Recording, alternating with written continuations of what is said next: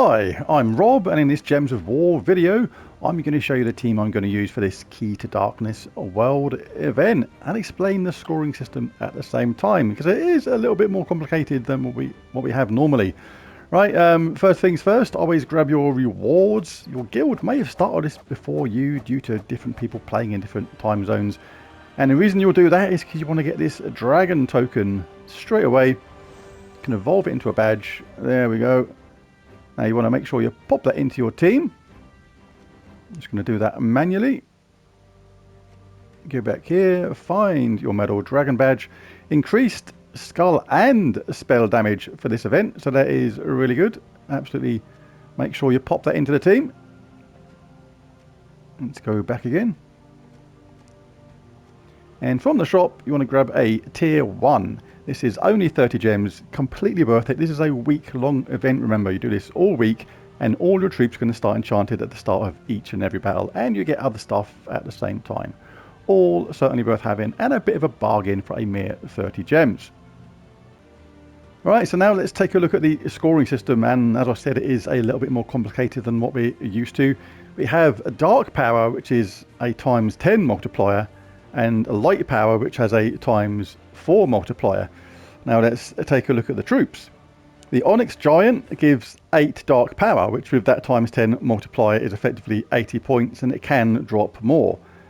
Ishchara gives 8 light power, which is worth 32 points because of the ×4 multiplier, and increases by 2 light power, or 8 points, every encounter.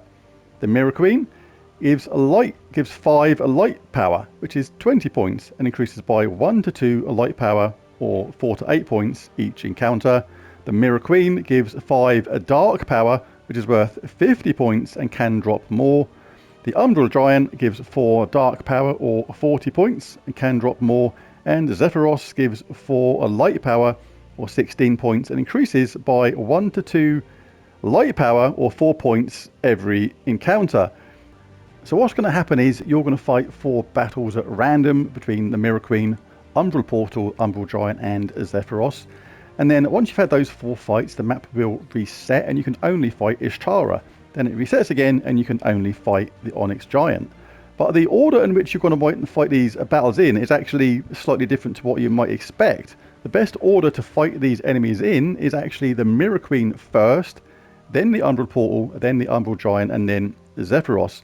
And the reason is because the extra points that the Mirror Queen gives off every single battle, and the amount of times you fight her, you'll be getting more points for every battle with her than you will with the guaranteed 50 points you get from the Umbral Giant. So that is the best order to fight them in. So let's show the team. Now the first team I'm starting with here is a really basic one. There is so many different ways you can go about it on this event. It is kind of crazy. But I'm going with the Mirage Queen. All elementals start with 50% mana, which is nice. That's the whole team, and we can look out for green gems to doom skulls at the same time. Gonna go for 2 times Rowan. Deals scatter damage boosted by her armor. She's a fantastic troop, one of the best in the game, and so good into so many teams. And she's available in the Soul Forge in the green summoning stones. If you don't have her yet, you can pick her up from there. And I'm going for Obsidian Libram as the weapon. This explodes a load of gems, then summons an Obsidian Depths troop. It's the exploded gems, which is really, really good. Love this. Uses purple and brown. You can start with a different weapon if you don't have that one. For example, you might want to go with Mountain Crusher, which is an easier weapon to get. It's one of the early ones in the game, but it only explodes brown gems. The advantage of Obsidian Libram is it explodes gems in general, as well as uses purple. So if there's no brown at the beginning, you can look out for purple instead. Regarding troops, if you don't have 2 Rowan, then you can do other things. You can chuck in a couple of King Gobtruffles. That's going to work really, really well.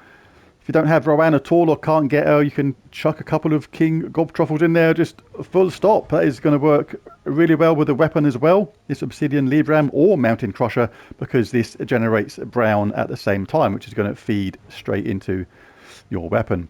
But a really good way to go on that. And remember that our spell damage is going to increase as we play this event as well. It's going to go up by 40% when we evolve the badge, and then ultimately to 160%. So This damage is going to become more and more. So with 2 of these, it's going to be pretty straightforward.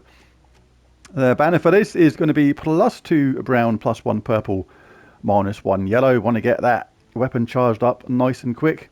Obviously, if you were going the mountain crusher route, you might want to change this because you're not going to benefit from that purple. And we're going to be in Elementalist class. Want to make sure we get a 50% start as well. We benefit from that awesome stun, freeze, burn and entangle a random enemy when matching 4 or more gems. And the talent trees, I'll just check these. Snap freeze is good. Insulated is good. Stone circle is, yeah. Storm aura is fine. We want that. Rock solid, excellent. Gain a barrier when matching brown gems. Lightning strike, explode 1 yellow gem on 4 or 5 gem matches is great. And fortitude. So yeah, some really good traits in Elementalist class. And if you don't have this on level 100, there is a class trial later on this week in Elementalist to give you a chance to finish off to level 100 maybe. Right, so let's dive in.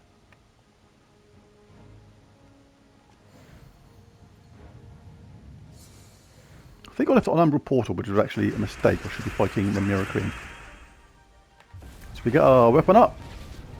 We cast our weapon, that charges up Rowan. This is going to be good for a long time because both the Rowans are going to dish out the damage in a really big way, and you can increase the damage they do. You can put on Medals of Guard, that's going to increase her armor. Mirror Queen is what we want. And if you increase Rowan's armor, you increase her damage. It's as simple as that. There we go, ready to go straight away. Because of the Potion of Enchantment as well as its 50% start, this means that basically we're going to be flying on this.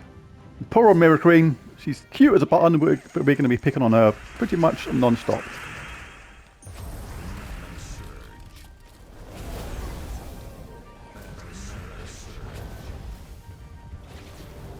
Don't have to worry about that 5-match brown we had there. We're just ready to destroy the enemy.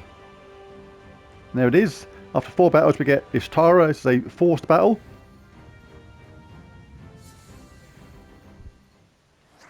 Same theory applies. We just get our weapon charged up. Cast that to charge Rowan. Cast Rowan. Same theory, like I said, will work with King Gobtruffle. Very similar thing. As you can see, the Onyx Giant has just appeared straight after Ishtara. So we now fight the Onyx Giant.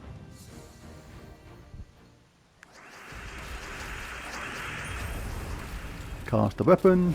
Charge Rowan. Kill everything! Everything's not dead anyway, because we nearly just won that without doing anything. And back to the start again. So we'll fight the Umbral Portal this time.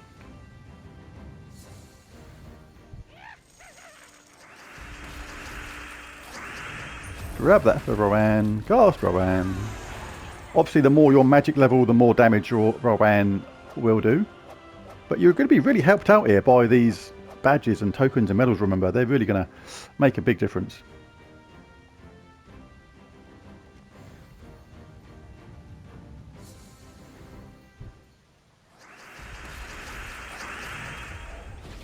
Enchantment means we're going to be ready next round. Just explodes gems. Doesn't matter which one. He's not looking out for any particular gem in particular.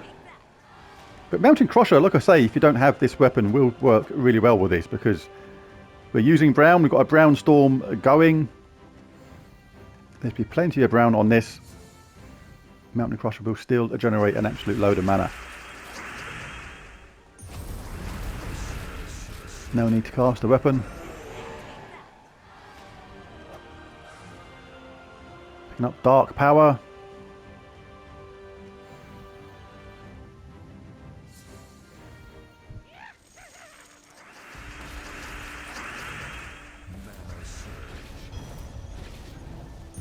Get that anyway, just because it's there.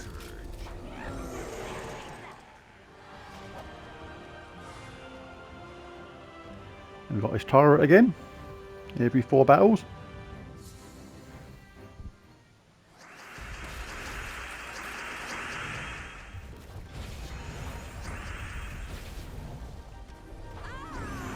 still winning in a single cast, and the second Rowan would have been ready the next turn as well because of the effect of the enchantment and the fact that we start with 50% mana start. And there's the Onyx Giant.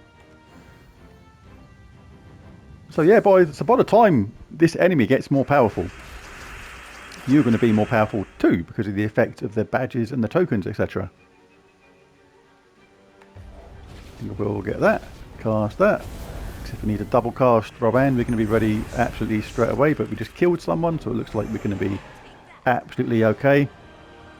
Now there is another way you can go about this as well. If the enemy starts to get really a lot more powerful, or for example you're a newer player to the game and your Rowan isn't kicking out the damage that mine is, you can actually pick another really cool weapon if you have it. And it is the Shield of Urskaya. Is it the Shield of Urskaya or Shield of Urskaya?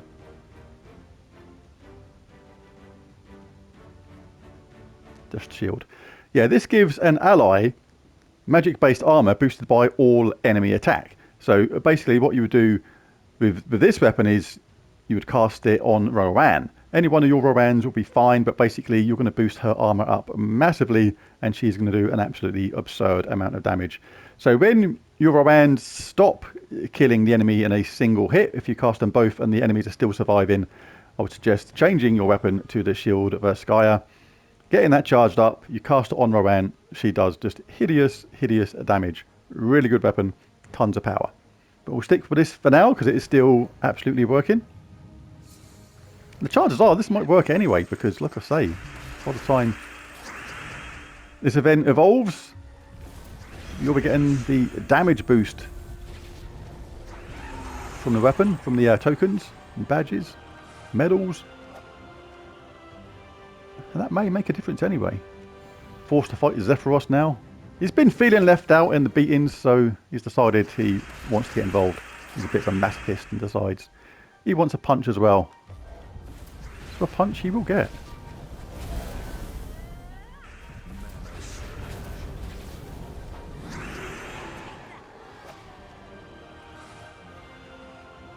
Umbral Portal.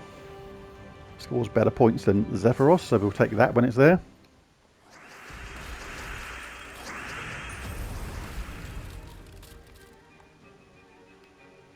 We can get this for actually, oops, wrong way. See, they survived, but the second Rowan is ready, and they are dead.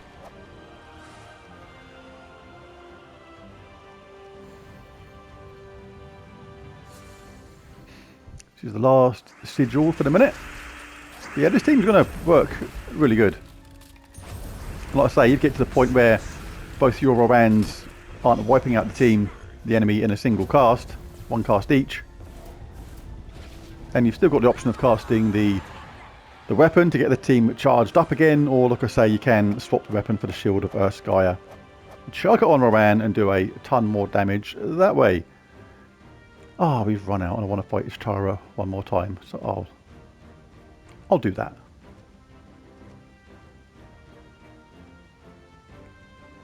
More tokens, more evolution of the badge. Let's pick on Ishtara one more time. And we've got the old Raven, Valraven come in. You want to get that nice and quick. That gives you extra sigils, which means you can do extra fights. Just make sure you target it, kill it quickly, because if it casts, it can run away. And it runs away with those sigils, which means you do less fights. But it didn't get much chance to run away. And the Onyx Giant. Available as a mythic this week, basically, if you have the first paid for tier of the campaign, which I do, so I'll be showing a team on that later on. Maybe not today, maybe not tomorrow, but soon, as someone said once somewhere. Right, well, I think that will do, because, as you can see, it's a very simple team to use. Most players will be able to have these troops. Mirage Queen is available from the Underworld, from the Sunken Fleet. Rowan in the Soul Forge right now, available via a Summoning Stone. Just Spend some of those summoning stones. Make sure you get that.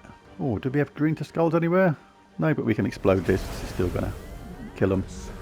1 point of damage for every skull exploded when you cast an explodey weapon.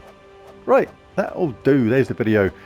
If you found anything useful or helpful, be cool if you hit that like and subscribe button. It really does help. But I'll catch you next time. Thanks for watching. Bye for now.